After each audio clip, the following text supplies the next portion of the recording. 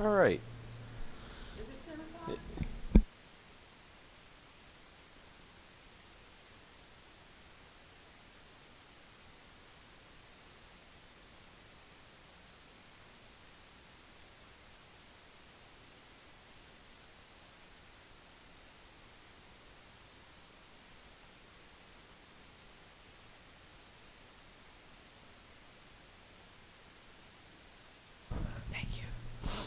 Good morning, Montclair. Thank you for being with us today. Today is our third series of the emergency preparedness in partnership with our health department and our Montclair Volunteer Ambulance Unit. Today's presentation is Civilian Response Course, and I'm happy that you all came out.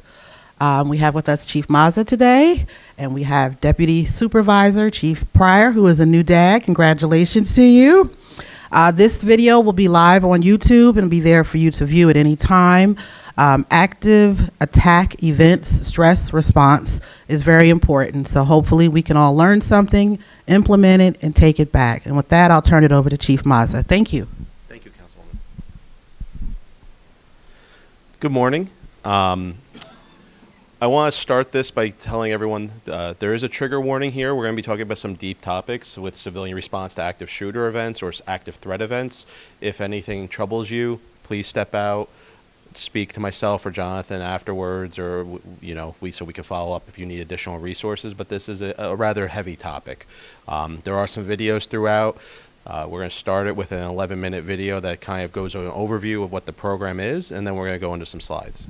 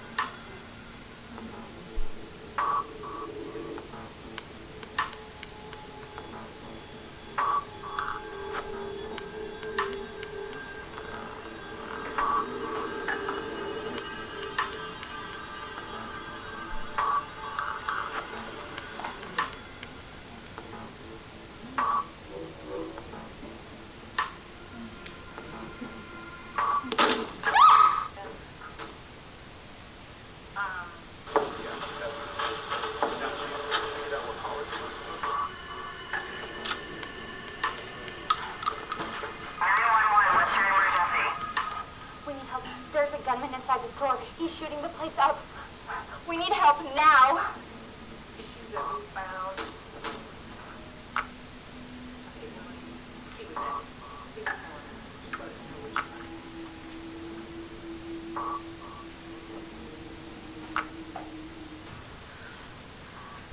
There's a man with a gun.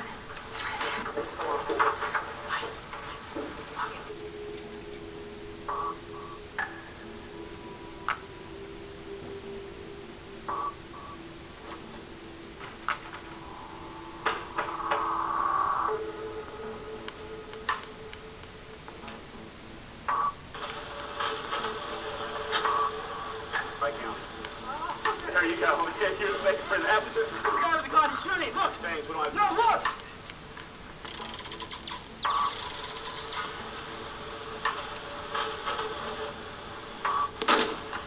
Run. Run. Run.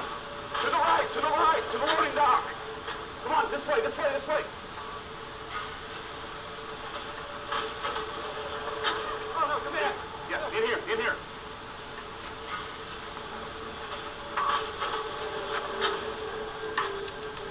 The gunman's coming. What are we going to do? We're going to have to defend ourselves. I can't do this. You're going to see your daughter tonight, okay? We are all going to go home tonight. All right? We have a right to defend ourselves.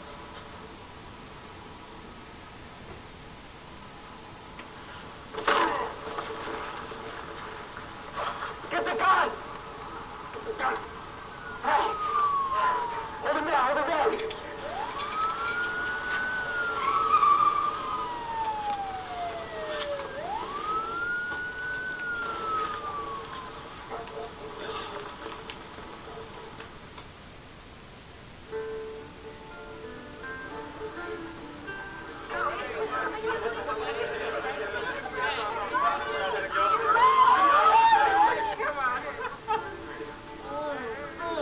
Yes, I'm so glad you're okay. Yes, we're all going to go home. Everybody's going home. Yeah.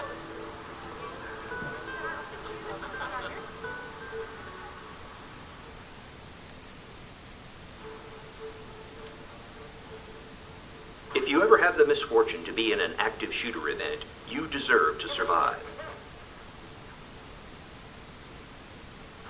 In our research, we have found that the actions that potential victims take during these events are critical to their survival. We have identified 3 options that have proven effective in many events. These are: avoid the attacker, deny the attacker access to your area, defend yourself. It is a personal decision, but you have a right to do so.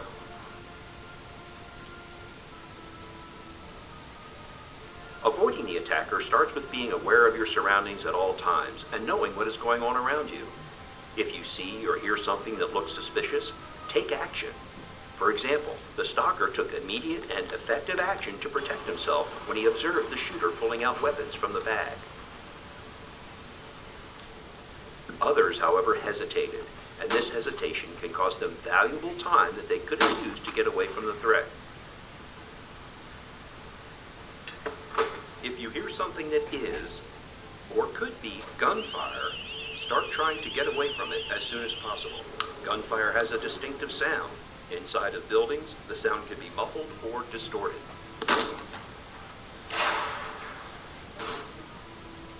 A single loud bang could be a person dropping something, or even thunder.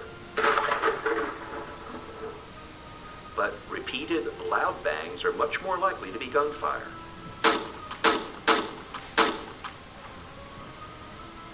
Additionally, look at the reaction of others. Are they startled or scared? Are they running? What are they saying? Any one of these events individually may create denial, but when put together, should create a heightened awareness and stimulate an immediate response. It is important that you know how to get out. The situation will be chaotic and rapidly changing. In general, you will want to go to the nearest exit. But you must also understand that the closest exit may not be accessible or safe to use. If this is the case, go to a different exit. While avoiding the threat, consider the uses of cover and concealment. Cover offers protection from gunfire, while concealment minimizes your exposure to the attacker. Try to keep objects between you and the attacker.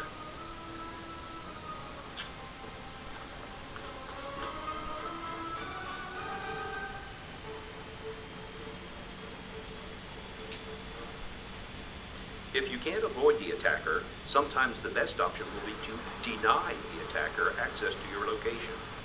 In many locations, this can be accomplished by closing and blocking a door, such as they did in the meeting room. Locking the door has proven effective in many attacks.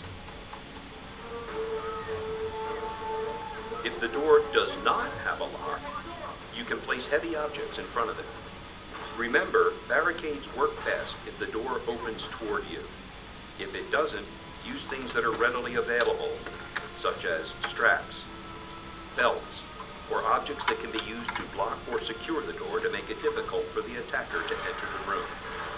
This may at least slow the attacker down and give you time to identify alternate means of escape, such as adjoining rooms or windows. When attempting to deny access to your location, you want to make it appear that there is no one in your area. Lock doors, turn off the lights, silence your phones, and get out of sight. Your attempt to deny the attacker access to your location might fail. The gunman's coming. What are we going to do? We're going to have to defend ourselves. Have a backup plan about what you will do. In many cases, this may be to defend yourself. You need to be in a place where you can act if the attacker comes into your location. In most rooms, you will line up against the same wall that the door is on, near the door so you can react, but not directly in front of it.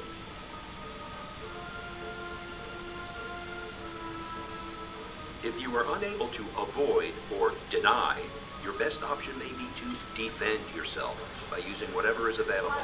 In a situation where someone is attempting to kill you, you have the legal right to defend yourself. Attack weak spots such as eyes, throat, and groin. Fight to the best of your ability and do not quit until the attacker is stopped. This is what the workers in the warehouse did when they were unable to avoid the attacker and felt their lives were in immediate danger.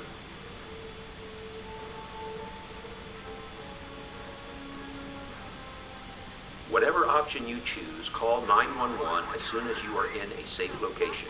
Provide any information that you know. The operator will ask you a lot of questions. If you don't know the answer, don't guess. Just say you don't know and only state the facts. This will be a complex situation, and we can't tell you what you should do in every case. What we can do is provide you with information about the options that we have found to be most effective for surviving these attacks. The ultimate choice is yours. What you do matters. Avoid the attacker. Deny access to your location. Defend yourself. Law enforcement will be entering a chaotic scene with limited information. Their first priority will be to stop the threat to your safety. The police may not know where or who the threat is. Listen and comply with their commands immediately. Put it down, sir. Put it down. Both of you on the ground. Police are trained to look at people's hands to assess threats. Do not have anything in your hands that could be perceived as a weapon, such as a cell phone. Show me your hands, sir. Show me your hands. Move to us. Everybody, keep your hands up, please. Walk out the door.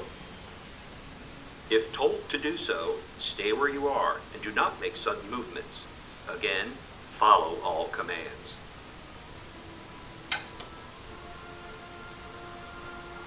Remember, what you do matters. Avoid the attacker. Deny access to your location. Defend yourself. Remember, ADD. You can survive.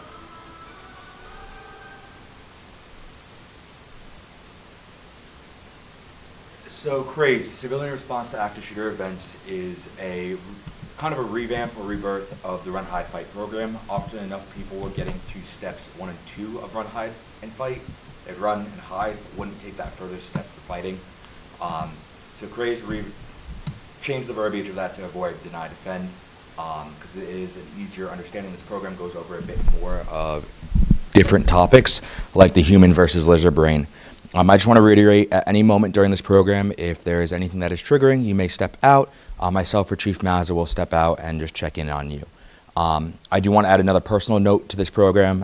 In 2017, the Route 66 country concert in Las Vegas, a decent amount of civilians at that concert actually had this program and had already taken it. Unfortunately, but fortunately enough for me, a family member, my older sister Julia, was actually at the concert when this happened. She is alive and well. But she was with somebody who had taken this program that was able to recognize the sound of gunfire and get her and her friends to safety. So this program is proven, but every incident is different, as the introduction video had stated.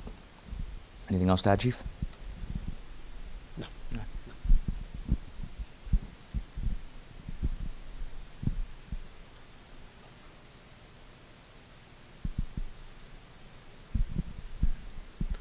All right, so obviously that introductory video went over in detail active shooters, but this is more of an active threat.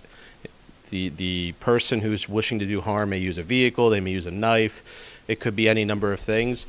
These steps are proven to assist you regardless of the attacker's motives as well as what the attacker is using. There's a lot of research behind it. That event in 2017 in Las Vegas was the first time there was an active shooter that people had this training, and Alert has said it saved lives that day, and they have pushed this out free of charge to anyone who wants this training because of that. So what's the definition of an active attack? The federal definition of an active shooter event is one or more people actively engaged in killing or attempting to kill people in a confined and populated space. Then there's a bunch of different caveats, right? It's not gang related, it's not a byproduct of another crime. It's useful to think about these as attempted mass murders with a firearm. There's no requirement that a certain number of people be shot. Many of the events in the data that show that will have very few people actually shot, but it still is categorized as an active attack event.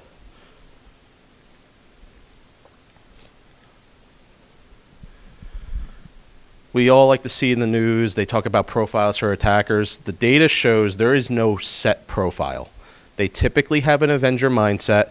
They want to broadcast something. They range in age from young to senior citizens. Most are male, but some are female, and they come from all races. They have a very specific mindset. They're deliberate, focused, detached, probably a bully, and many kill themselves when confronted by police. Some of them will announce their intention of committing this attack on social media an hour to 12 hours before the attack takes place, and that's why law enforcement uses social media to monitor for these types of things. So we all know where the restrooms are here, if we need them. Male and female restrooms are down the hallway, just around the bend. Female straight ahead. Female is on the way. We really don't anticipate any breaks. We're going to run through this, but if we need to do a break, just let us know. Cell phones, we're all adults. If you have to step out and take a phone call, please step out. That goes over the required information. So let's go over some of the risk factors for an active shooter or an active threat. The FBI has been doing a lot of good work trying to make prevention a reality by identifying, assessing, and managing the threat of these targeted attacks. Some risk factors exist in individuals that may have a propensity for violence. We have the individual's exposure to violence in the past, or they already have a history of violence, substance abuse and dependence, mental illness, history of suicidal thoughts or ideation or attempts. They might be a stalker or exhibit stalking behavior, harassing behavior or threatening behavior, negative family dynamics and no support system, isolation or instability.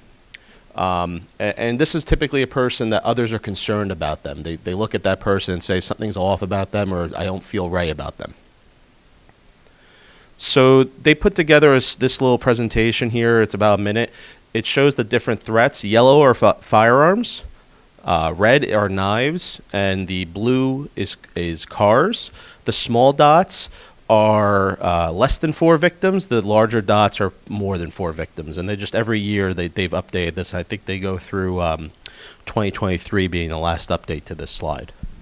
As you can see, it's everywhere. It's not in one community. It's not in one state. It looks like Montana might be lucking out there, but it's everywhere.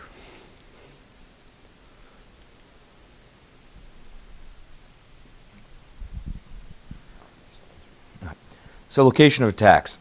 Many believe schools are the most frequently attacked locations. When combined, businesses and other commerce locations actually make up the majority of attack locations. So if you look at this chart and you combine the outdoors, the businesses, and others comparatively to schools, it's more frequently in other locations than what we believe to be a house of education. Attacker connections.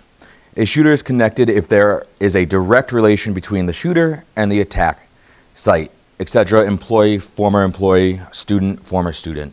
So 64% have no connection to the location, whereas 36% do have connection. Those who cannot remember the past are condemned to repeat it. George Santayana. Let's take a look at some of the research into active shooter events. UC Santa Barbara, California, 2014. Example of pure evil at its best. The perpetrator killed 3 people independently by stabbing them at his residence and then eventually proceeded to attack people with a gun on campus and driving a car over others in the streets. This is a prime example of why we have changed from calling these active shooter events to active attacker events. This was a multi-pronged, multi-weapon attack. This is an emerging trend. Orlando, Florida, 2016. Pulse nightclub attack, where an Islamic-inspired terrorist attack and killed 49 people. The shooter was connected to this nightclub in that he frequented the business as a patron. Las Vegas, Nevada, 2017. Individuals attacked concert-goers from an elevated position at the Mandalay Bay Hotel, killing 59, making this the highest active shooter mass casualty incident since 9/11 in the United States. Stress the use of avoid, deny, and defend. Since they were in an open-air environment, can they deny bullets from hitting them by seeking harder cover? What hard cover is a form of cover that a bullet can't penetrate. So when we look at that from our standpoint, the engine block of a car, a cement pillar, hard cover can be anything that you put in between yourself and the attacker that can potentially stop what the attacker is using. This is a good example of not hard cover, right? So these wooden things, the wooden dais, right? A bullet can penetrate this, depending on the type of weapon. A shotgun, maybe not, unless they're using slugs. But a rifle, absolutely. This is good cover. It's not concealment, rather. It's not good cover. Concealment is you're hiding yourself. Cover is you're not just hiding yourself, but you're protecting yourself from whatever that may be that's attacking you. New York City, New York, 2017. One lone truckman killed 8 and wounded 15 others using a Home Depot rental truck. So this particular attack, I believe this was an inspired extremist from ISIS. He rented this Home Depot truck and drove it through a crowd of people. Sutherland Springs, Texas, 2017 was one lone gunman. He killed 26 people in this church, wounded an additional 20. He was a dishonorably discharged veteran from the Air Force. It began outside the church. He moved into the church. One of the survivors saw what was going on, went to their car, retrieved their own personal firearm, and stopped the shooter. The case with many of these attackers, and that's why the law enforcement trains to engage the threat as rapidly as possible. To take a step back, everyone remembers Columbine. Columbine was a moment for law enforcement to recognize that what they're doing doesn't work anymore. It used to be for an event like this, the local law enforcement would set up a perimeter. They'd call in a specialized resource, a SWAT team or an emergency services unit that has different weapons, as well as different levels of protection. They would go in and engage the threat. That takes 30 to 45 minutes. These shootings are over already. The shooter has typically left. The shooter has typically killed themselves. The research finds that when somebody confronts the shooter with a firearm, they typically end it immediately. Either the person takes their own life or they are able to put down the threat. So number of deaths. As you can see, there's all these different attacks have a different number of deaths. These are the different factors that affect that. How quickly the police arrive. What's the target availability? If a person committing an attack like this, they're not going to be taking their time trying to break into a door typically unless they're targeting some individual specifically. They're looking for targets of opportunity. So that's why the point of deny is to make it so there are no targets of opportunity. If there's less targets of opportunity, there's less deaths. So nationwide, the average response time for a law enforcement officer is 3 minutes. Obviously, that can vary depending on location, depending on call volume for the local department. 3 minutes is a great response time statistically for any event, but it can vary. If the incident start time is X and the law enforcement response time is Y, you need to know how to do anything to protect yourself in that gap, right? You might have a false sense of security if you think they're coming in 3 minutes. You just have to wait 3 minutes and law enforcement will get there. You need to be able to protect yourself through these techniques prior to law enforcement getting there. Disaster response, the background science of how people behave in high-stress events. The best way to put this is everyone responds differently in a stressful situation. An active shooter event, the class will look at a bigger picture of how people react in disaster and high-stress events in general. For people who are untrained, they respond differently than a trained law enforcement officer or somebody who's taken the training regularly. When it comes to being in an event, how we manage that stress and how we respond to that stress is important on how we're going to get out of this. A great example of something like this. Have we all flown before? Every time you get on an airplane, they tell you the same safety message, and we all sit there with our eyes glazed over or reading our book or on our phone ignoring it. This is called scripting. They're not saying it because they want to say it. They're not saying it to take up time. The idea is to script your brain so that if you go into if there is an emergency on that plane, you're not going to be able to think with your normal brain. And we'll go over that shortly. That becomes what we call the lizard brain. You're going to default to what your mind thinks it needs to do and not be able to think. There's data that shows that the scripting actually makes it so that you will react in an event of a disaster appropriately as opposed to,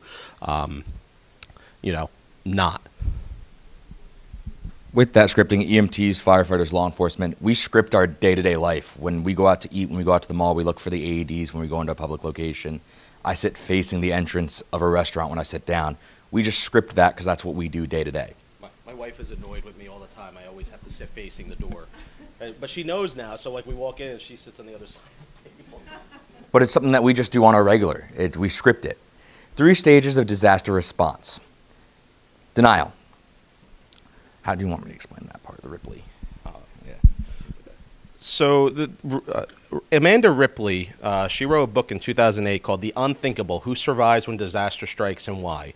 And it's a really interesting read. I highly recommend it. It doesn't talk necessarily about active shooters or active threats, but it's disasters. She did a lot of research examining who survives and who dies. And there's a 3-phase process she identified that every single person, no matter how much experience, training, or knowledge you have, goes through the same 3 phases. It's denial. What's happening isn't real. This is not actually happening. That's not gunshots. The airplane's not on fire. It's not real. Deliberation. All right, we've stopped denying that this is happening. Now we need to figure out what we want to do. How are we going to get ourselves out of this situation? Is there something I can even do? And then there's a decisive moment. You've denied that this is happening. You've gotten out of your denial phase. You've deliberated about what to do and what is it actually happening. And now you're making a decision about how to remove yourself from that situation. This type of training is designed to get you out of that denial phase as quickly as possible. I can't tell you how many times I'm sitting at home, it's midnight, live in a quiet community, all of a sudden I hear loud pops outside. It's because somebody's shooting off fireworks, because after COVID, everyone decided fireworks is a great thing to do at midnight. But it takes me a moment to is that fireworks or is that something else? I wait and I wait until I hear another one go off. I hear that little sparkle. It's like, okay, it's a firework. I'm not worried anymore. So, denial is the first denial is the first stage of no, it's not, right? We're denying that denial is even a thing. There are a couple of videos throughout this. The next one is going to be an interesting case study that was done in front of Macy's. But during the 9/11 attacks, the building was hit. People called other people in the building to check in on them. They logged off their computers. They packed up their things before deciding to evacuate. Why do people do that, right? So there's something called normalcy bias. This is normal. This is a drill. This is not anything I need to worry about. Brain is lazy. I don't care how lazy or not lazy any individual is. Your brain is lazy. It wants things to fit into an existing pattern that it recognizes.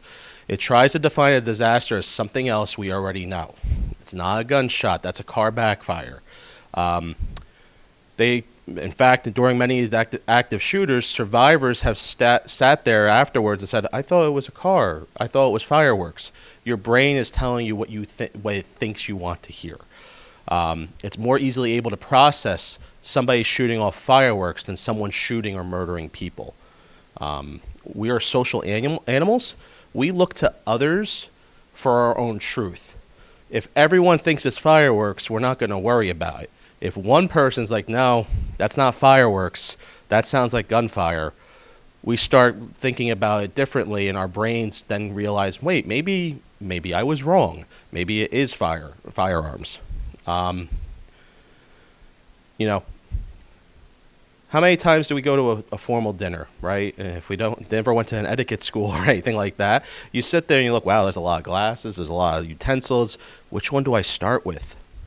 You're going to ask the person next to you, which one do I start with? That person might be wrong, but you're going to what they're saying, and your brain saying, yeah, that must be right. They know what they're talking about. So that's kind of that social proof that we will agree with somebody even if they're not right, because our brains say, well, if I don't know it, that person was very confident it's that fork we start with, we're going to that. So in this situation, it kind of shows social proof. They're going to have different individuals basically act like they're passed out in front of Macy's and see how long it takes somebody to call for help. Place like this street in New York City, if you were unfortunate enough to be the victim of a crime or taken ill unexpectedly, you might think that surrounded by all these people, someone would intervene. After all, isn't there safety in numbers? Isn't there safety in numbers? Psychologists say no. Research suggests that often a victim is less likely to receive assistance when surrounded by a group rather than a single bystander. When people are in a crowd, it's easier to pass the buck. It's what psychologists call the diffusion of responsibility. Liverpool Street Station in London, a busy thoroughfare for commuters. Unknown to these passers-by, Peter is an actor. As part of an experiment on bystander apathy, he's pretending to be ill. Help. How long before he gets help? Please, somebody. Help. Help me, sir. Please help me. Helping would be inconvenient or even risky. He lies there for more than 20 minutes and no one raises an eyebrow. Please, somebody help me.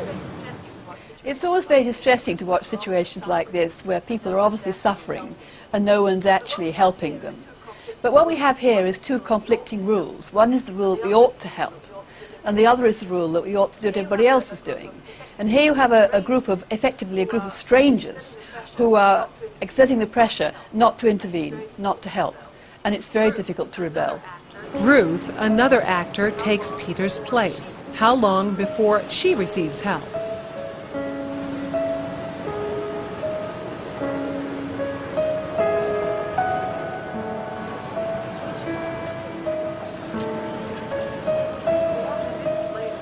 Four minutes later, and 34 people have passed without stopping. Well, people don't really want to know. They just haven't got the time. Well, they have got the time, they just don't want to get involved. Unwittingly, these strangers have silently formed a temporary group with a rule: don't get involved. They're afraid to stand out from the crowd and won't take action if no one else does. This woman has clearly spotted Ruth, but she conforms to the rule and does nothing.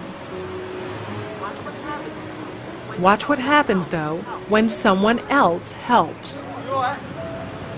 You all right? Yes, thank you. Sure, you look a bit clicky, you know what I mean? She suddenly finds herself in a different group with a new rule: to help. You want to sit up? She don't look well, does she? You all right? Yeah. What's wrong? First I thought she was dead. Then I sort of checked to see if she was breathing or not. And I looked around and I couldn't believe that no one had noticed her, because there was a bloke sat there just absorbed in reading a newspaper. This time, Peter's dressed as a respectable gentleman. Now that his dress is in keeping with those around him, how long before he's rescued? Hello, sir. How are you, you today? I'm all right. 6 seconds. She even calls him sir, and suddenly everyone's a good Samaritan. Do you suffer from epilepsy? No. Why you're lying on the floor in the rain? Because he's part of the right group. Everyone wants to help. I would just hate to be in his position of feeling ill and nobody helping and walking past, so I'd just like to check that he was okay. And I thought, well, it's wet, so he must really be ill because he's going to ruin his suit anyway. So when we do CPR training, we tell people, if you're out in the field and you're just a civilian out in the field and you're starting CPR and somebody's gone down, you're going to look up to a crowd of people. You're going to point at one individual and say, "You call 911." Because if you just yell out, "Somebody call 911," everyone else around you is just going to assume somebody else is doing it. Do you want to talk a bit more about that, or? So when in an event like that where you're in the public setting and somebody's in a cardiac arrest and you may be one of 50 people in a crowd, you might be the one person trained. The minute you start acting, everyone's going to look to you for guidance. And like the chief said, if you just say call 911, everyone's going to stand there and do nothing. In those moments, you got to give everyone a clear role, and we talk about that a lot as EMTs, clear roles and decision making on scenes. You call 911, you go get the AED, you go wait outside for the ambulance. Because when you give somebody that clear role, one, it gives them something to do, something to help out in a situation like that, and two, it gives them that defined line of what they need to do and that guidance. I work a lot with youth who work on the ambulance with me in another town, and it's the same thing. I could tell them to run downstairs to the ambulance and get a white sheet, and they're going to run downstairs and bring up the white sheet. I tell them to run downstairs and get me a tire iron. Guess what? They're going to run downstairs and get that tire iron because it's a clear role, clear decision making for them. You've done the hard part. You've made the decision of what they need to do. They can just go do it now. Plays like this.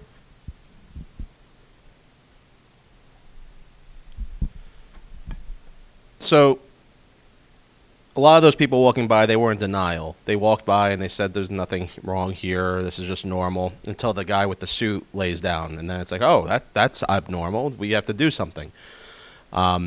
Ripley then says the next phase is deliberation, right? The brain is not functioning well because the effect the stress has on the body. So this is where our fear enters into the equation. During denial, there's really no fear because we think nothing's wrong. Once we've gone from denial to deliberation, that's when fear starts setting in. People now know this is a life or death situation. I need to make a decision to save my own life. And that can create a feedback loop where you get stuck in this phase for a long time trying to think about what to do. So there's two brains, the human brain and the lizard brain. So the human brain, it's reflective, it thinks, it's flexible, it's rational, it's slow. You have time to think about what you want to do. Then there's the lizard brain. It's reflexive, it reacts, it's fixed, it's emotional, it's fast, and it just happens. This is why scripting is key. You want to train your lizard brain to be able just to react in a situation because when your stress levels go up, the human brain stops working. It becomes that lizard brain. So the human brain, fight, flight, freeze. That's typically what the human brain will do, right? Anyone familiar with heart rates, how they go up with stress? So in this world, we talk about there being different types of heart rates. Condition white is at 60 beats per minute. It's a normal resting heart rate. Now, I don't know about you, but my normal resting heart rate's not 60 beats a minute. Yellow, and that 90 beats per minute is about, that's when your fine motor skills start to deteriorate in a stressful situation. When you're at 90 beats per minute and you're under stress, things that you could normally do, tying your shoes, writing with something, it becomes a little bit more difficult because your fine motor skills start to go. Condition red, the 120 beats, your complex motor skills are deteriorating. Peak physical performance is a gross motor skill. So if you're in peak physical performance, you're going to be stronger, faster. You're going to bleed a little less at this rate because your blood is moving so fast. It doesn't have time to bleed out. 150 beats per minute, or condition gray, your cognitive processing deteriorates. This is where you start getting that tunnel vision. You stop hearing as well because your brain can't process all the different things happening. It starts cutting out some of your hearing. Time. This is where, we see it a lot in EMS where somebody's like, it took forever for the ambulance to get there. They're probably in this condition gray because time is not really real anymore to them. They think it takes forever. It took 4 minutes. And then condition black is 175 beats per minute. This is total system overload. This is where you freeze up. This is where you might void your bowels or bladder. Like 175 beats per minute, this is the highest level of stress that you could experience. So this is a Jewish grocery store in Paris. This was an active attack in 2015. And then we're going to come back to different clips from this a few times because it really shows different people going through these different things that we've already talked about in different manners. And it really is a good case study of all the different things that happened. You're going to notice in this clip that there is a woman with a child in a stroller. Watch how long it takes her to get the kid out of the stroller. How many times does she put this kid in the stroller? How many times does she take this kid out of the stroller? But now she's under stress.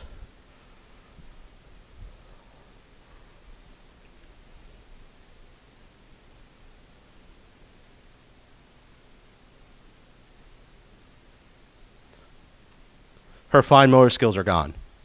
She's not able to get the kid's arm out of the stroller in a way that she normally would in a couple seconds, right? She is able ultimately to get the kid out of the stroller by brute force, but she wasn't able to do it in the normal manner. She's panicked. People are knocking each other over in this clip. Some are hiding in plain sight. They're just hiding behind an end cap there. Everyone remember the Station nightclub fire about 20 years ago now? Quite a few people passed away.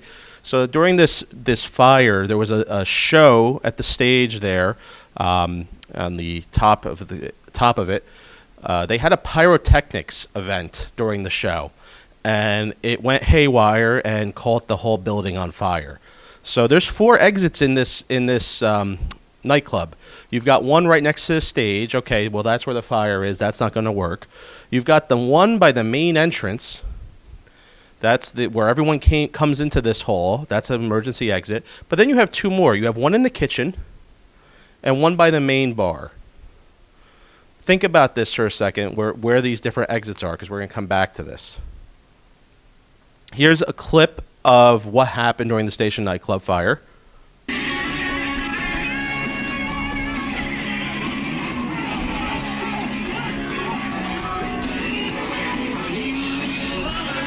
Obviously, the person with the camera sees that the roof is catching fire. This is not normal and is moving away. Nobody else is.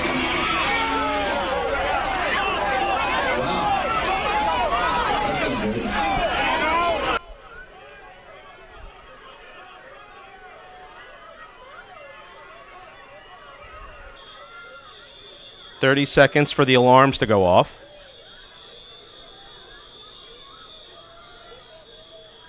And then you have a mad crush of people trying to get to an exit.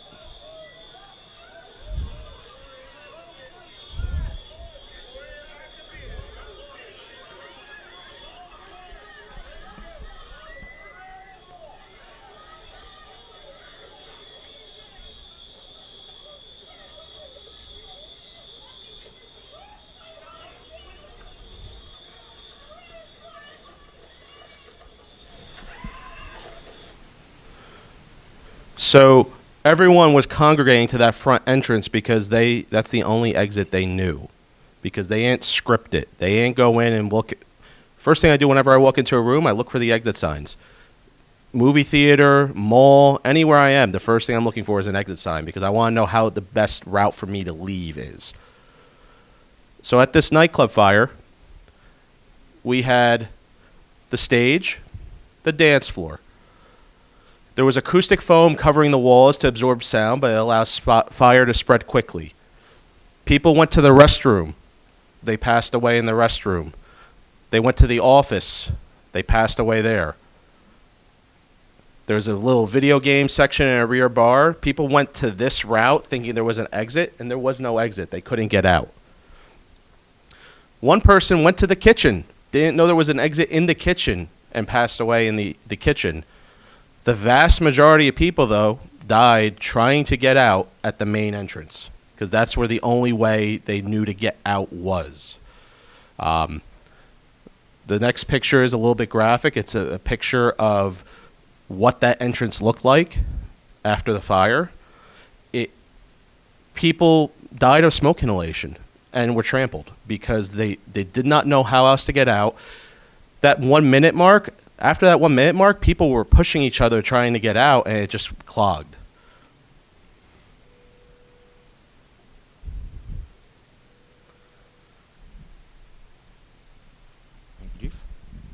Deliberation. You need to calm yourself. Tell yourself to stay calm. Breathe in slowly through your nose. Hold it at the top for 2 seconds. Breathe out slowly through your mouth and hold it at the bottom for 2 seconds. I actually teach this during a lot of my first aid and CPR classes. Everyone breathe in for 2 seconds. Hold it for 2 seconds. And breathe out for 2 seconds. I do this at my desk. I do this now as a new dad at 2 a.m. when I'm trying to change a diaper. Calming yourself is the best way to lower your blood pressure, lower your heart rate, get you back into that stage yellow, stage red, where you are a bit more functional. You are going to be scared, but you can change that to be a more useful emotion like anger. Stay fit. Research has shown people who are fit are generally more able to cope with stress. If you can shift your emotion and breathe and calm yourself, you have a better fighting chance. I want to touch on one point with that. This is an odd topic to talk about. Usually we tell people never to get angry. Anger is a bad emotion. In a situation like this where you have to go from avoid, deny to potentially defend, you're going to want to shift your emotion from fear to anger at that point, particularly at the defend point. Somebody's trying to harm you. Somebody wants to end your life for whatever reason. That's not normal, and you shouldn't react in a way that's normal. Deliberation, script and practice. No matter what, eventually people get placed under enough stress that the human brain shuts down. One of the cool things about your human brain is that you can use it to program your lizard brain beforehand. When you are not under stress, then your lizard brain does a better job when you are under stress. Scripting. As me and the chief have said repeatedly, scripting anything. If any of you guys have kids who are in plays, they script that play, practice that play hundreds of times before they go on stage for those 2 shows. They script it. They know their movements and they know their place. For us, it's when we go out to dinner or go out to lunch, we sit facing the entrance. I look for the AEDs when I go into malls. I script if I need to help somebody when I'm out with my family. Practice.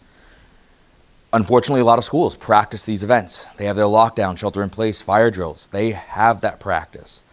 Look at your workplace. Have you ever practiced a fire drill? Have you ever practiced locking down in your workplace? It's something that not a lot of places do, but it's something to look at. Yeah. Is anyone familiar with Rick Riscola? So this is an interesting gentleman. He was born in the United Kingdom, was in the British Army, left the British Army, was a London cop for a while, and he was an interesting soul. He liked to fight. He admitted that. He was like, I'm a fighter. I don't want to work as a police officer. That's not our job as law enforcement. So he moved to America and joined the U.S. military and went to Vietnam to fight in Vietnam, and came back and then devoted his life to protecting his coworkers. He was the VP of, I believe it was Morgan Stanley Security. So Morgan Stanley had a floor at the World Trade Center. After the 1993 bombing, he instituted training protocols where once a month they would do an emergency evacuation drill, no matter what. He would walk into boardroom meetings with the chief executives of Morgan Stanley, hang up their phone and say, no, this is an evacuation now, get out. Something has happened, get out. He instituted this after the 1993 bombing. So On 9/11, he led the evacuation that day and stayed in the building, ultimately succumbing on 9/11, but was there for approximately, in 1993, he was there for 12 hours helping people get out.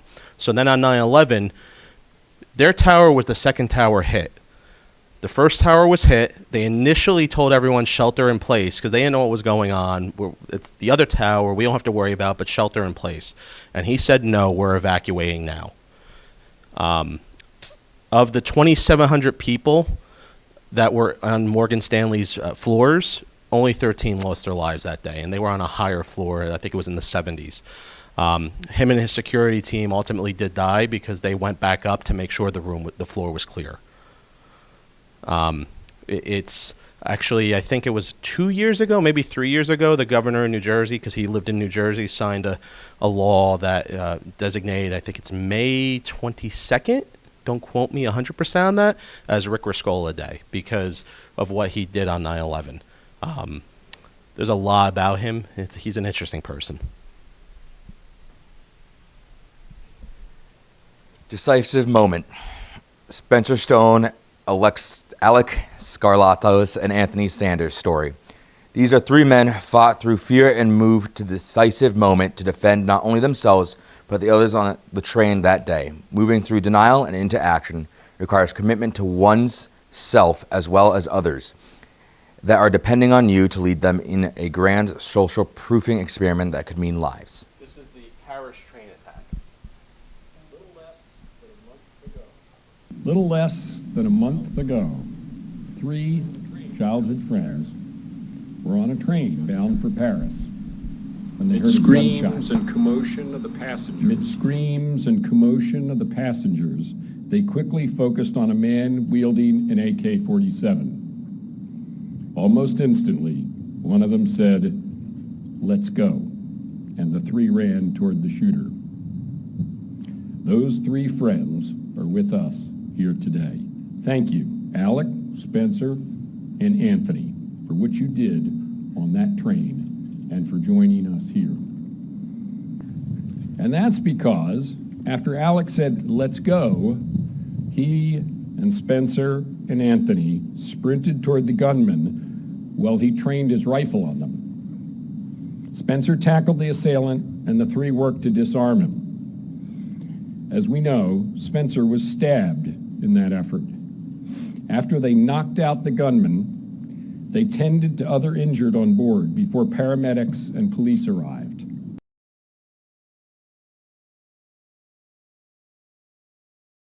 Stages. They cycled through those stages rather quickly. Now, they were veterans. Two of them, I believe, were veterans and part of the armed forces, so they had scripted a lot of this already. They knew immediately what was going on, and they proceeded through that denial and deliberation right to decisive action.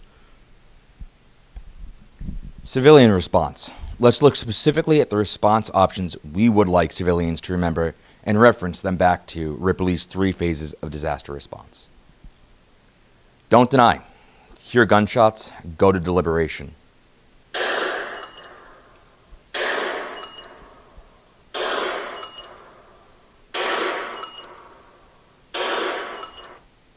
Ask yourself, how often do you hear fireworks or something like fireworks when you're at work? Do you? Often not. Recognize some civilians may have never heard gunshots before. I hadn't until I went to work at a summer camp and taught kids shotgun, archery, air rifle. It was the first time I ever heard a gunshot, was teaching it. So it's something you might not hear often. And it sounds a lot different than what you see in the movies or TV, right? What that clip is what it would sound like. You might not hear the shell casing hitting the ground, but that's what it sounds like. Playing dead. Christina Anderson was in room 211 at Virginia Tech. She played dead and was shot a total of 3 times. Once when the shooter first attacked and twice more when the shooter returned. Playing dead is not a good strategy. We heard the first shots at around 9:40 a.m. I was sitting on the wall of the classroom, so in the hallway, and I could hear the shots getting closer and closer very quickly. I mean, there was only a few seconds between the first time we heard them and when he actually walked in. To me, it sounded like an axe being taken to a piece of wood. And our teacher, she opened the door, and she peered outside, and she immediately shut the door, and she said, call 911. And right then, he walked in just seconds after. There's absolutely no time to think or to duck or to take cover, and people just kind of fell to the floor. And he immediately walked in shooting, and he went to the other side of the classroom, and he started going down the rows. He went down each row very quickly, very purposefully. And I remember thinking, your turn is coming. You're going to get shot. I mean, I didn't realize there was an active shooter, but I knew something bad was happening. He came back to our classroom 3 times, and on the 3rd time, he killed himself in the front of the class. In between each time he was there, you could just hear people crying and coughing, and the cell phone started ringing. When he was in our class, I remember trying not to breathe very much, so he couldn't tell I was alive.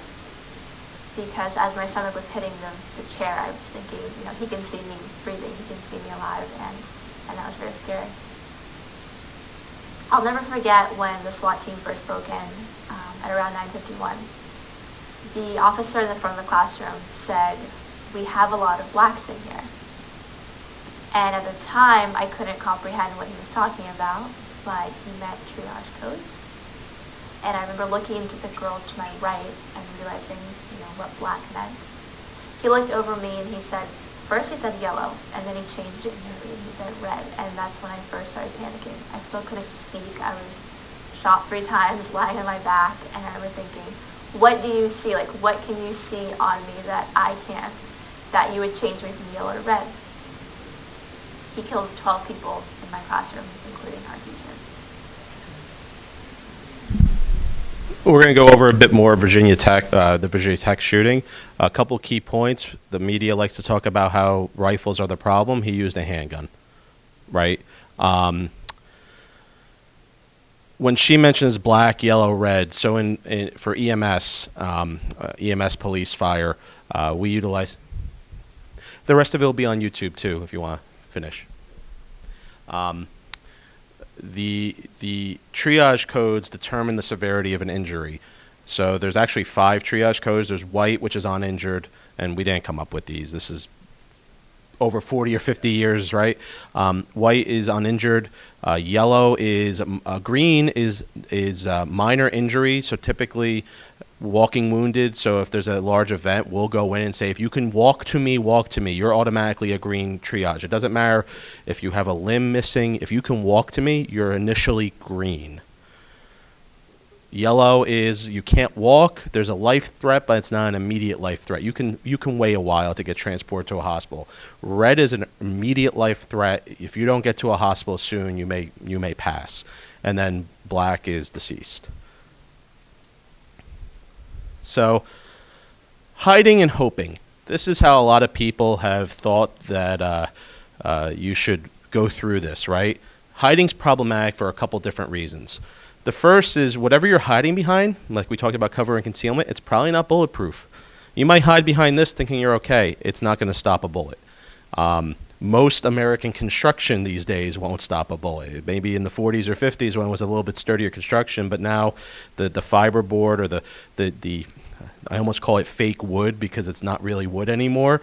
It's not going to stop a bullet. If you're seen, you're going to be shot. The second issue is if you're hiding, you typically can't get out of that space if you're seen. This person's hiding under a desk. If this gunman rounds the corner and sees you, there's nowhere for you to go. You're now just a target of opportunity. If they see you, you're dead. It's called hiding is really hiding and hoping, and it's not an effective survival strategy. So we're at the deliberation phase. The denial is gone. We're deliberating what to do. This is where avoid, deny, defend comes in. This used to be called run, hide, fight. So avoid was run, deny was hide, defend was fight. And the reason they changed the name is people got pigeonholed into, I'm hiding, there's nothing else I can do. They changed the paradigm of, it's no longer we're going to run, hide, fight. We need to avoid the shooter, deny the shooter access, defend if we have to. And we're going to go back through these each time we go to a phase. If I'm in the denial phase, after I've denied the room, pushed things against the door so the shooter can't get in, I'm going back to avoid. Is there another emergency exit I didn't see here? Is there another way out of this room I did not see when I first ran into the room? I've denied it. Now I can avoid again. So situational awareness is paramount in these situations. This clip is from a shooter in the Panama City School Board shooting. Watch how long it takes people to react to a gun being displayed.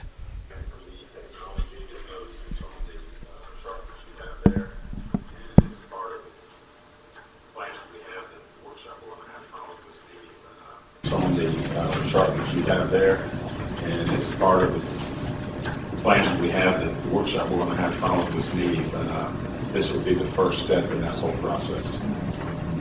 I have a motion.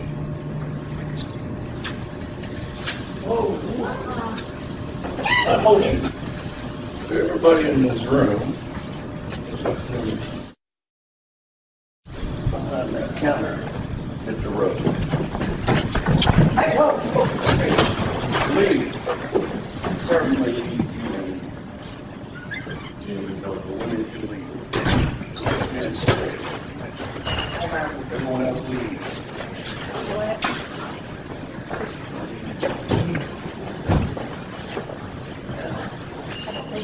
Hey, sir.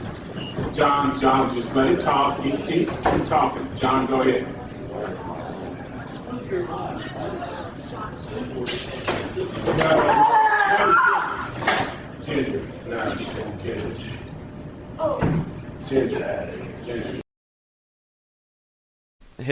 Trying to hit the gun with the purse just isn't going to work in a situation like this.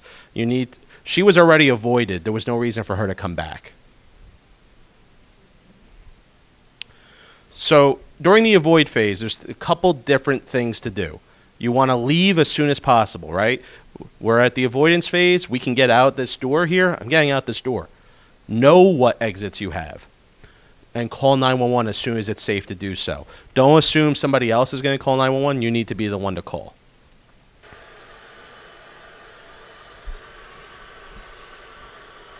The gunman walked in.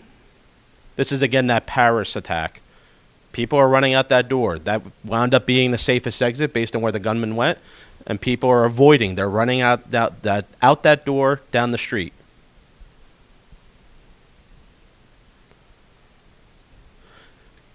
During the avoid phase, you want to consider secondary exits if you get to a point where you're now at denial. So this person's hiding in the corner of a stock room. Do we see anything in there that they missed? You have a door right there. Why are we sitting in the corner? We have a ladder. Where does that go? Might go to a roof. You can close the hatch and sit on the hatch. Nobody's opening that hatch. I don't know if anyone wants to try to open a roof hatch. It's heavy enough as it is. You put a person's weight on it, they're not opening it. They're not going to climb a ladder to get to you because they're looking for a target of opportunity. We're at the deny phase. We're going to lock the door. We're going to turn the lights out. You're going to hide out of sight. So a good example would be if you have one door, you're all lining up against the wall where that door is. Because if it has a window in the door, they're looking in. They don't see anyone. The lights are off. They think that room is empty. They're going on to the next room, unless they know for a fact there might be people in that room. Barricade the door. The heavier, the better. You're going to move desks, large boxes. More is better. Doorstop is probably the best thing, but you don't always have access to a doorstop. I know a lot of schools are starting to put in different doorstops and things like that for these events, but anything that you can put in front of that door, heavier, more, toss it in front of that door. You want to make it as hard as possible for that door to be opened. What could they have used in this picture to push in front of the door? Right, the rolling blue stock racks. You've got what looks like a dumpster here. They could have pushed that dumpster against the door. The rolling blue stock racks. Simple door stops. They work really well. If the door opens towards you and you put that door stop there, they're going to have... they could push it open, depending on the style doorstop, but it's going to take them some time. And if they see somebody else, they're going to go after somebody else. If it's an outward opening, you can put a rope, take off your belt, use that to hold the door shut. They make tension sleeves. I think there's a company out there now that's taking old fire hoses, cutting them so that you can slide it over the hinge, the A hinges. So when you open a door, that hinge that's at the top, that's an A hinge. There is a company that does it. It's old fire hoses, and they just cut them down to 6-inch cuts, and you slide that sleeve over the actual hinge, and it doesn't allow the hinge to open.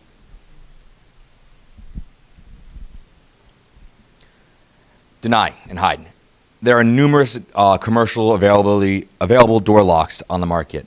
This is a newer model. All this is just a quick, simple install on the foot of the door and just an L bracket that goes around the frame and stops the door from being opened. That's one of the models that a lot of schools are going to, as they're simple, quick install. There's not much retrofitting needing to be done.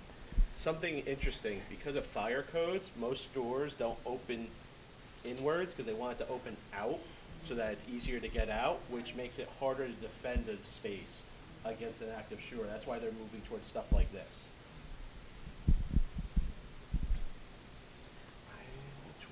Sandy Hook. Yeah. Caitlin Rogue, school teacher in Sandy Hook, who was able to save kids in her room. A very compelling interview with Diane Sawyer, her perspective as a teacher, what the students were doing, and the responding law enforcement when they finally got to her room. We have met people who remind us what teachers do, how much they care, even in the face of terror.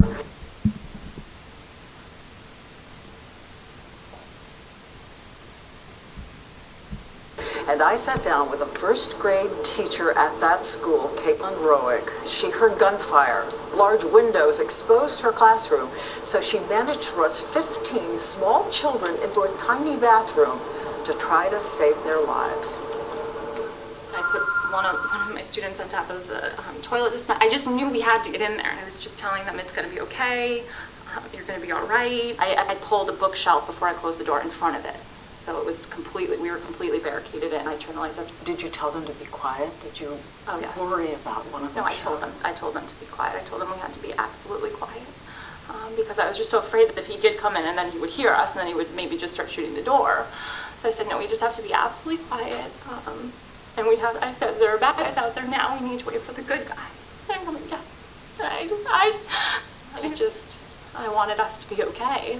And I'm so saddened that there are people who in this situation are not okay. And my heart goes out to anyone who knew them and was part of their lives. I just can't imagine. Did they cry?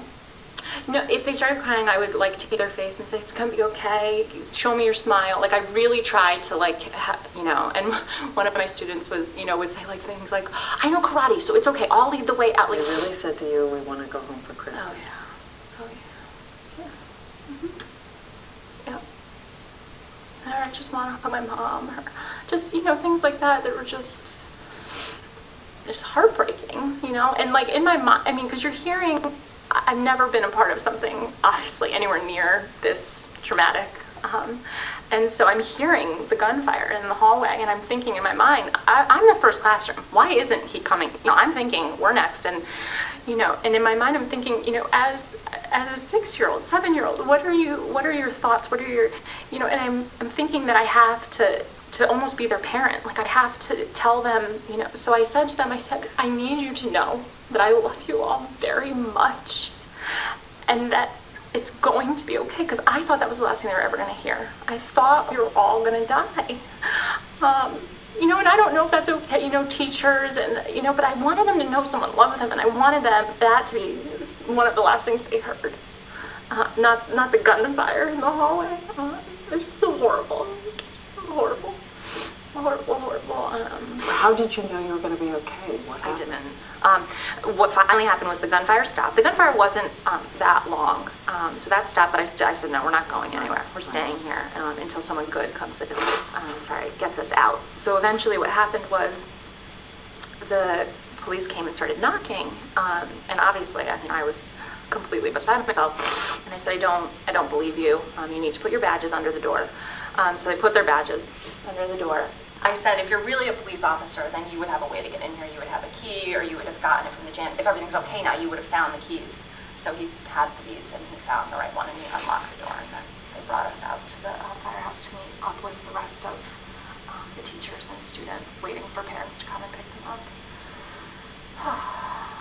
I think there are a lot of people who wish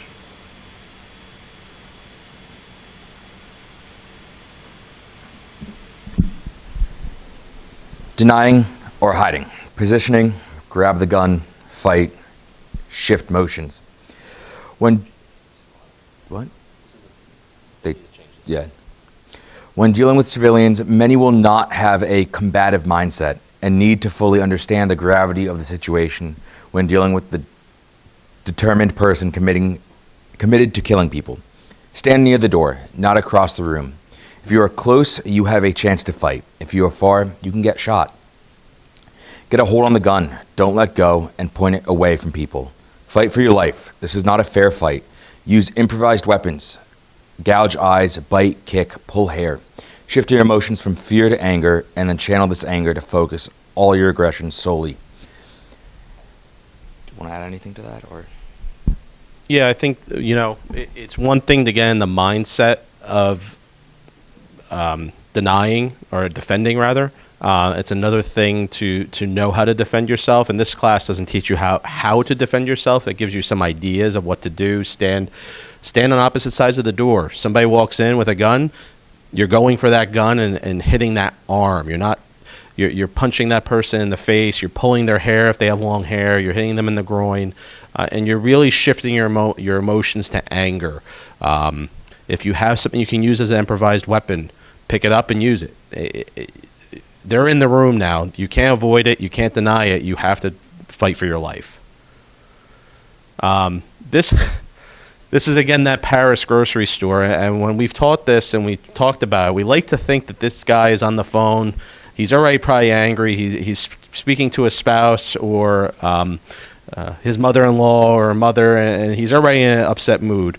And watch how quickly he sees something's going on and he makes the decision that he makes.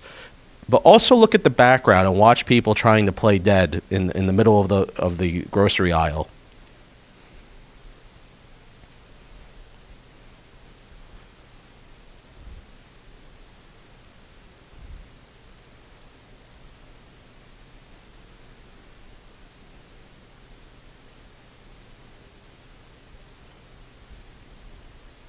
Somebody's just standing there, walking almost calmly. Somebody's laying on the floor playing dead, but he picked up that wine bottle, you put it in his hand in a way that would be more of a weapon, and walked forward.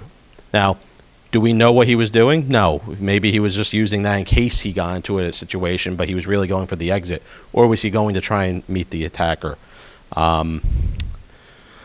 Lieutenant Brian Murphy was shot 15 times. He was a law enforcement officer and an active shooter, and his mindset was, I'm not going to go out in this parking lot. I'm not going out like this. I'm not going to let my family down. I'm not letting my stepkids down. He ultimately survived the 15 shots, but he was one of the first responding officers for an active shooter and went right towards the threat. That's what the current law enforcement training is. You go right towards the threat. You don't wait for a specialized unit. You get one or two officers and you go right towards the threat and engage the threat. So you want to look around the surroundings of this room. Where would you avoid? What would you use to deny somebody? What could you use to defend yourself? This room's not a great room for any of those things. Maybe avoid it is because you have multiple exits, right? You have one here and one here. But if we're up here, there's no real exit. You got some back rooms here. Well, back rooms here are great to defend. I'd pick that one if you can get in, as opposed to that one, because that has a window. You have a fire extinguisher in the corner. You have a weapon. That's a heavy item. You can bust out a window if you need to get outside. So why isn't a window a good thing? It can be. This is a great thing. You can use this to get out. Absolutely. But can they open fully to get out? Just like I was looking back at these doors. They're electronically sealed. Can I even open one? Am I going to go run back there thinking I can deny, and then I wind up in a situation where the only thing I have is a little bit of concealment here? So, fire extinguisher, that especially that old school fire extinguisher, that's a water fire extinguisher, right? That thing's heavy. That's a heavy fire extinguisher. 6-7 pounds right there in your hands. I prefer the dry chem extinguishers because it creates that smoke. Spray it in their face.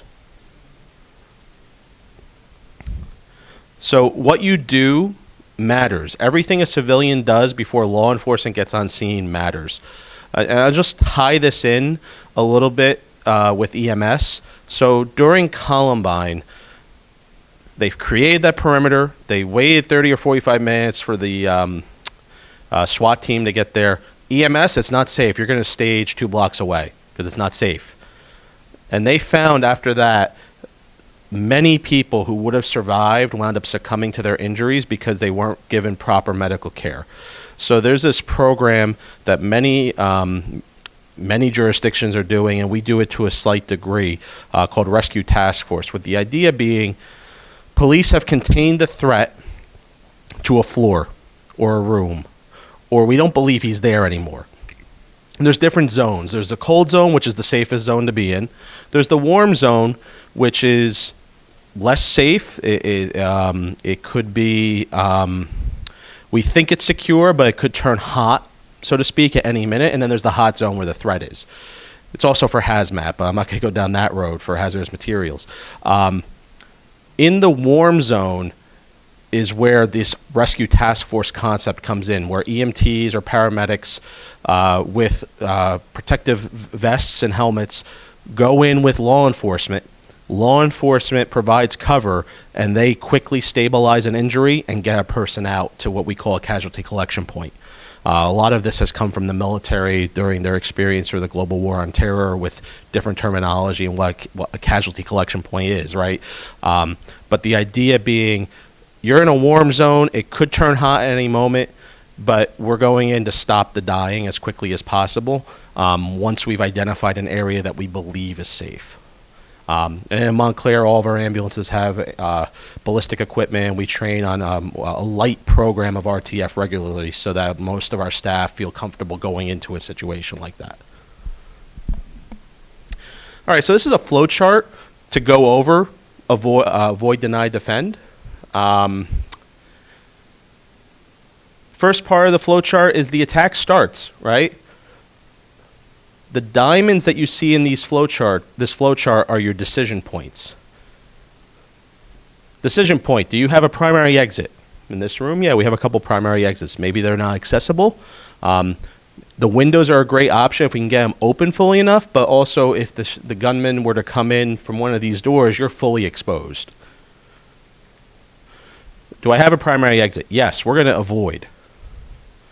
Do I not have a primary exit? No. Okay, now we've moved to deny. We've denied. Are there other exits? Once we've denied a room, can we get out? If I went into one of those back rooms to deny myself, and then I see another exit, I'm not going to just sit in that room. I'm going to go out the other exit, but I'm going to make sure that door is barricaded first. Yes? Then we're going to avoid. No? Then we move into defend, right? That's where we move from there's no other exits. I'm not going to just hide in a corner. I'm going to be ready to defend this room and defend myself. So this is the Virginia Tech shooting. This is a bit of a pretty in-depth case study. Norris Hall at Virginia Tech is where the gunman attacked.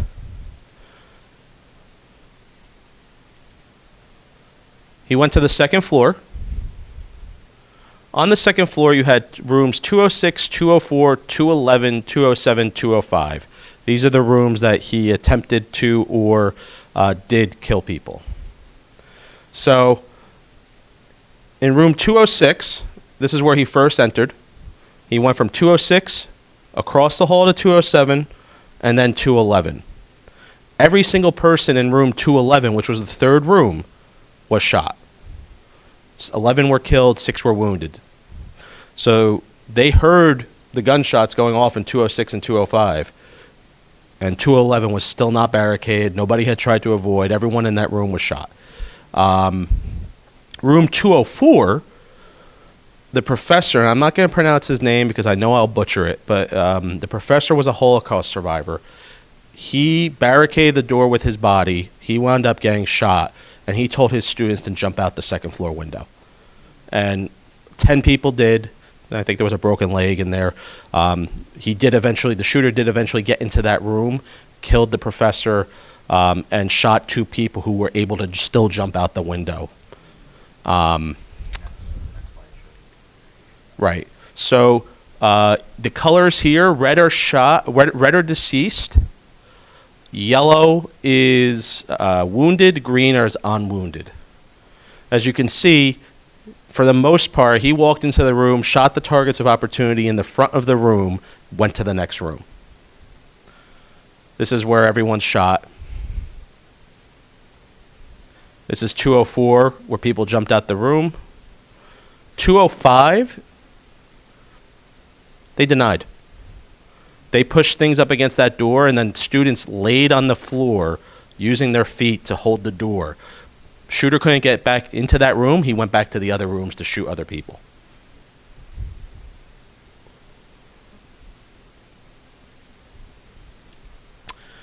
So, these are each individual room. Red in this chart is killed. Yellow is shot, or orange. I apologize, I'm a little colorblind. 100% of the people in 211 were shot. Almost 100% in 206. Over 80% in 207. 204, this is where the students jumped out. Less than 40% were shot. And then 205, nobody was shot. Coming towards the end. So when police arrive, we went over it in the video, you want to follow commands, show your palms, do not move. If police arrive, and a law enforcement officer, I'm dropping whatever I have that I've improvised as a weapon, putting my hands up, and just follow their commands. They're going to be loud. They're going to be angry, not at you. They're channeling their anger in the same way that we tell you to channel your anger. They're going to be professional in many cases, and there's going to be a clip to show this. And they're gonna calm you as best as they can. They're experiencing all the same stress that we talked about before, but they have that scripting to allow them to manage that stress a little bit better. You might be handcuffed. Go with it. They don't know if you're a threat. They don't know how many attackers there are. They have no idea who you are. They know you're in this room. There are cases where the shooter has dropped their gun. Nobody had a mask on, taken the mask off, and they think they can get away with it. They're going to handcuff everyone, and they're going to investigate until they determine who that shooter was. They'll sort that out later. You might be told things that violate a company policy or a school policy. It's fine. They have better awareness of what's going on. Your policy might be in your business that you don't evacuate till the shooter's gone, right? They're going to tell you what to do. Go with what they tell you. Their focus is to stop the killing, stop the dying, evacuate the injured, or help a rescue task force come in. They're going to seek out the shooter first. If you're interested, it's not part of this. There's a really good body camera footage of the Nashville school shooting from, I think it was a year and a half ago, from the first arriving officers. It shows them looking for the suspect once they hear the gunfire, how they deviate from what they were doing and searching, and they go immediately and engage the shooter. And they ultimately saved a lot of lives by doing it that way. It's really a textbook case of what they're supposed to do. They met up with the principal outside. Principal handed off the key card to the school, went right in. And they're yelling, like, give me 2. He's talking about give me 2 more officers. And 4 people went in as a contact team, made contact, and saved a lot of lives. After they have stopped the shooting, then they will come back to help wounded. They're going to clear rooms. They're going to go in. There's no threat there. There might be people in that room. You might be in that room. They're going to say, don't lock the door. Don't let anyone else in. And they're going to leave because they're going to engage that threat. Then finally, they will get people out of the building. So this deputy here is escorting people out of a building during a shooting. Notice how he's talking to them as if they're citizens, not suspects. He's still asking them to keep their hands up and also attempts to calm them. Are you ready? If you're not cool, I'm not walking him, dude. If you're not cool, I'm not walking him, dude. Sir? Go. Walk to that deputy right there. Keep your hands where I can see him. All the way to that deputy. You're going to make a left where the deputy's at.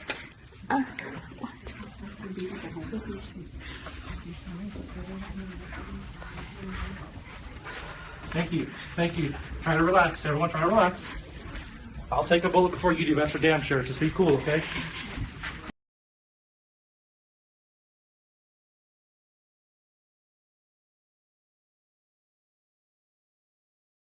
Seeking additional training. Emergency medical services, otherwise known as EMS, will not enter until the scene is declared secure by law enforcement. This can take hours. Meanwhile, people are bleeding to death. Training programs are available that teach people how to treat hemorrhaging. The last session we did last month was on Stop the Bleed, which goes over life-threatening bleeding control. Different programs like that can help you help others in a situation like this. And this slide is a little bit outdated when it comes to that concept of rescue task force and EMS going in sooner than hours. It depends on each jurisdiction, though. Empowering civilians. As we said, stop the bleed. Apply pressure with hands, apply dressing and pressure, and apply tourniquet. You don't need a store-bought tourniquet to make one. A belt, a necktie, a curtain, whatever you have in the room to get pressure around the limb. Personal issues. Expect mental trauma. Develop a critical incident stress management plan. People will experience shock, survivor's guilt, PTSD, and nightmares. You will need to have a plan in place to help them. We've recommended requiring everyone to go to at least one private counseling session to help them assess where they are. Many people will need a lot more additional help. And just on that piece, I've been doing this 18 years personally. And cumulative stress, cumulative PTSD, I'm not ashamed to admit, I go to therapy now.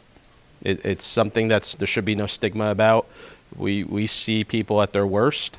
We particularly during COVID, we saw a lot of death. It's okay. It's okay to not be okay and to talk to somebody about it. You'll notice throughout this presentation, we never once named a shooter. We don't name them.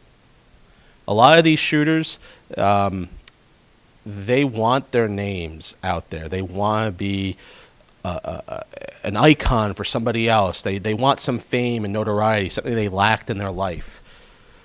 There's nothing in their they were nothings in their personal lives, and then they commit a mass murder to become somebody. Why are we going to give them that? Why are we going to give them what they were looking for? Why don't we take that away from those shooters so that way other people don't think they can copycat and emulate it? So we named the victim instead. So this was Victoria Soto. She was a first grade teacher at Sandy Hook Elementary. On the day that the shooter came to the school to murder as many kids as he could, she put herself between him and their students. Some of the kids in her classroom did survive, but she gave her life to protect her students. What does it say about us as a society that we might know the shooter's name but not her name?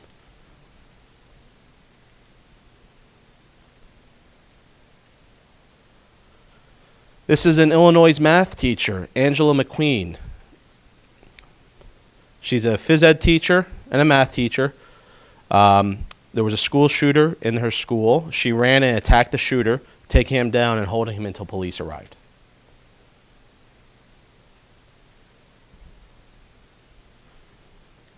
So we've gone over active shooter events, the response to it, avoid, deny, defend, and the Virginia Tech case study. Are there any questions? I know it was a rather deep and long topic.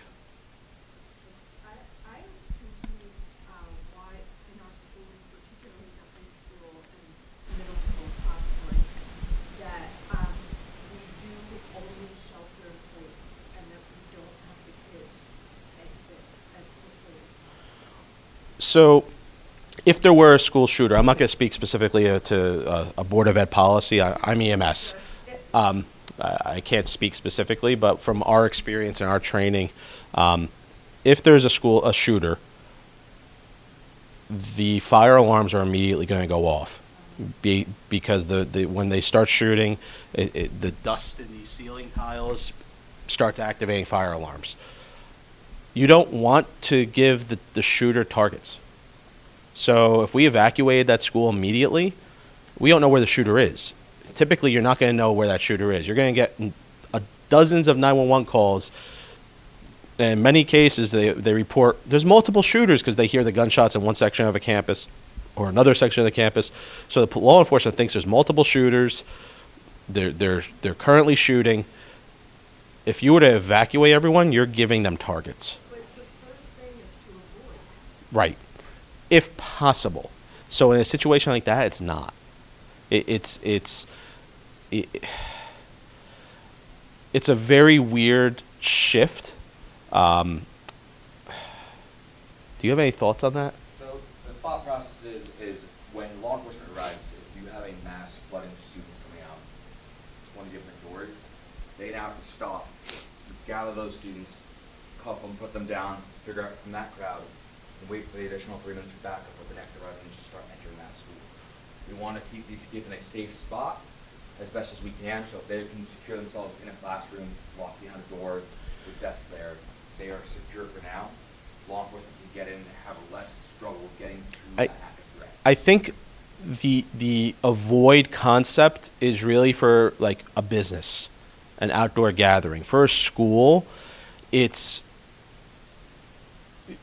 kids are not going to necessarily make the right decision, right, about how to avoid, deny, or defend. And you have one teacher for 30 students that now has to corral those students and get them into that mindset.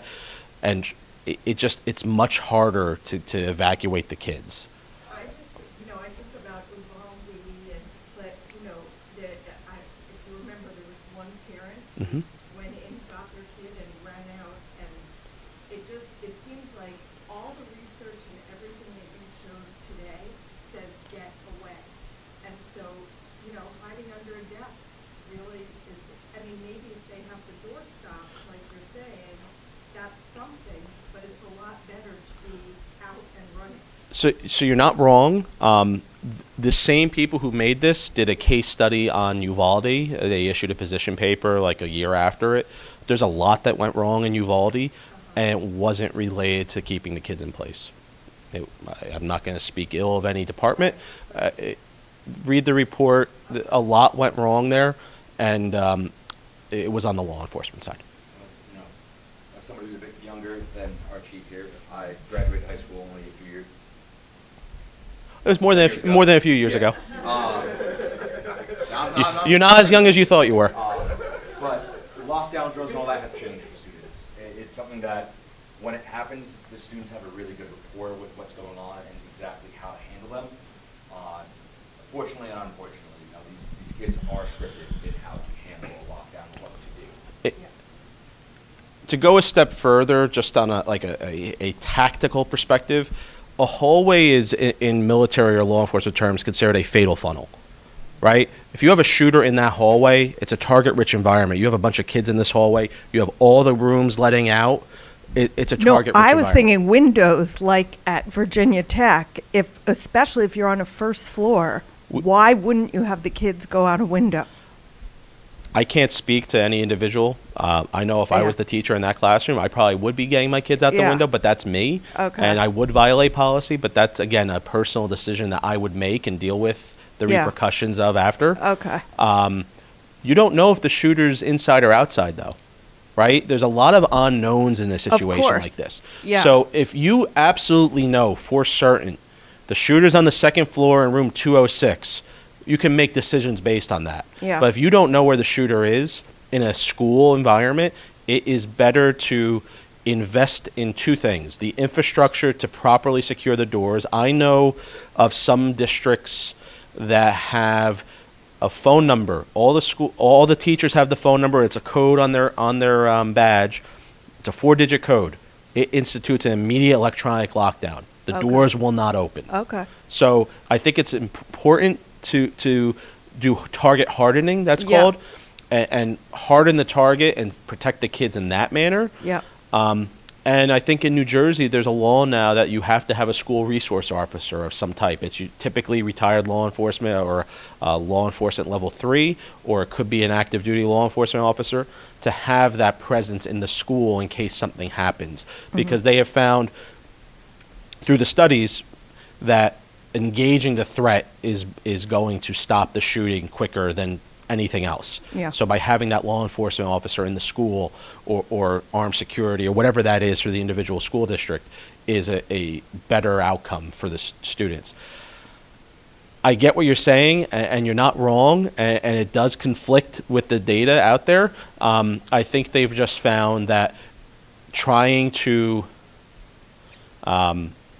get 30 kids times however many classrooms or 20 kids times however many classrooms, it creates a target-rich environment. It's safer for them to shelter with the appropriate defensive mechanisms to lock their doors. That's why they're spending a lot more money on the infrastructure to lock doors, because it makes it so that the shooter can't get in. You're not giving them a fatal funnel. Great question, though, and it does go against the knowledge out there. I'm not law enforcement. I'm not an educator, so there's probably things in that I don't know. I would say following up with them. Well, would it be, also takes schools a long time to change. Doing it takes everyone a long time to change. Yeah. You also got to look at, like as you said, infrastructure. A lot of schools in the area are older buildings.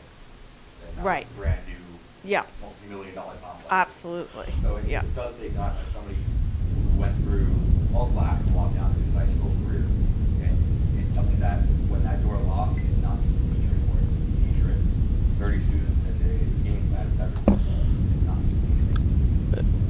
Yeah. You also have a situation. Not every the older buildings, the windows open. Some newer buildings, the windows don't open. So the which shooting was it? Stoneman Douglas down in Florida is a good example of that. Their windows were hurricane rated, so there was no way those windows were opening. It actually saved lives that they were hurricane rated. So when the EMS and fire arrived, they create a staging location, a casualty collection point, and they bring casualties. The shooter went to the second floor, saw where the casualty collection point was, because it's hard to change, right? So you set it up in an easy spot. Well, that spot was with direct line of sight of the building where the shooter was. He tried to shoot at it, and he shot a few times at the window, and because it was hurricane rated, it did not break. Wow. And so that's where they found his rifle ultimately, was in that room, left there, and he left. And they found him, I think, at McDonald's later. But if that window had not been hurricane rated, if it had opened, more people would have gotten shot. So I think the other piece being, because the infrastructure is so different by district, it's safer to harden it and protect the students in place, as opposed to assuming a window opens, assuming this works, assuming that works. It's all about what's the easiest thing to do that's the safest. Yeah. Okay. Thank you. No worries. Any other questions? You have any questions? Thank you all so much. We will typically run different Stop the Bleed courses, different CPR courses, so anything we can run. If you're a healthcare provider, we can do a defensive tactics course about when a patient no longer is a patient and they've become an assailant against you. So we have a lot of different courses. Jonathan runs all that, so if you have any questions about what other courses we offer, you can speak with him. Otherwise, enjoy this beautiful sunny day before the rain. And thank you for coming out. Thank you so much. I just have a quick question. I missed the, I guess, hurricane preparedness or something, the first session. Are you gonna have that one again? So we can, I think the plan was to do more in the fall, but it is available on YouTube through Montclair 34. So this session, the Stop the Bleed, which was the previous one, and then the Be Ready program. So it's not just hurricane; it's all different types of disasters. All of them should be available on YouTube. Yeah. Nice. Thank you, guys.